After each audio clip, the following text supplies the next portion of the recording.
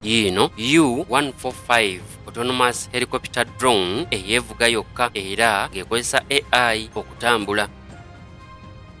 Helicopter eno yakoleddwa kampani ya Airbus era bagamba bagijje mu prototype ya helicopter ebadde ekyasinze okubeera eŋŋanzi ate ng'erina latest technology. Helicopter eno gye bagijjeemu eri H145 helicopter.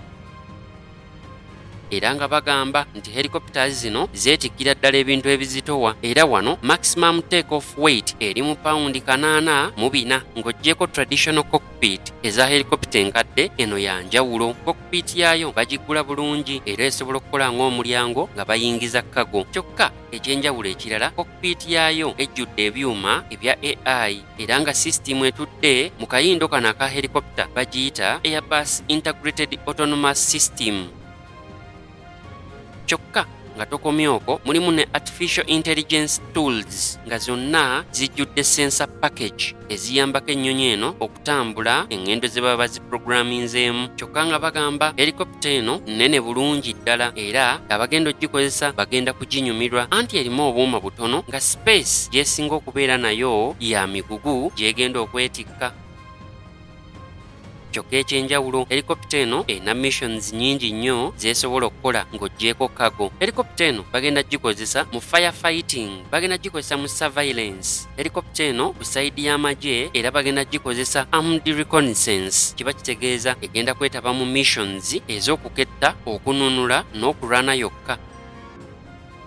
Olwo nga tebagyeraliikirira nti gyegenze bagenda gikuba n'abantu bafiiremu. Kubajjukira twagambye yeevuga yokka. Bagenda gikozesa mu disaster management. Tugeze waliwo omuyaga ogugudde, helicopter eno ejja kuba egenda mu mbeera ey'akazigizigi esobole okutaasa abantu. Kiba kitegeeza helicopter eno yeevuga yokka. Airbus helicopters bagamba za mulembe ddala.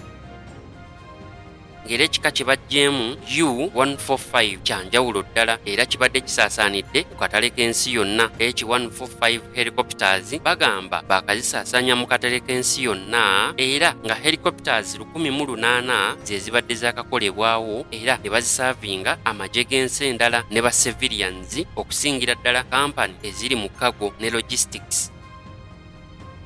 Era bwe bekkaanya entambula za helicopters zino ebadde etambula bulungi era nga bagenze okuzekkaanya nga zaakakola 1.5 million flight hours.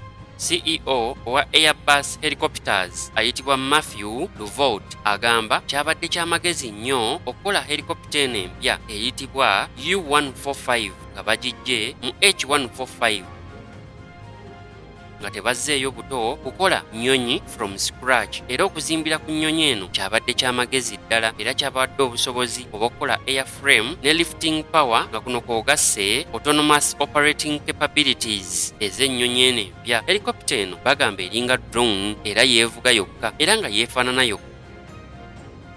Kyokka era ekyenjawulo aba Airbus bagambye bagenda kukola full scale mock-up ng'eyo bagirinze ku exhibition eyitibwa IL e Berlin Air Show and Signals Airbus nga guno omwoleso gugenda kubeera gwa nnyonyi okugenda otegekebwa mu kibuga kya Germany ekikulu ku ssemazinga wa Bulaaya.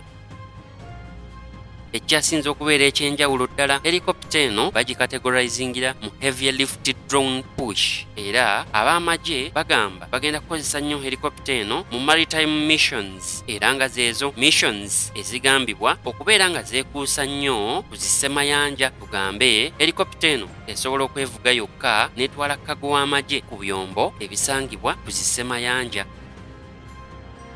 Ebisingawo n'ebinaddako tujja kuba tubikutuusaako. Webale okusubscribinga ku ZEF POST.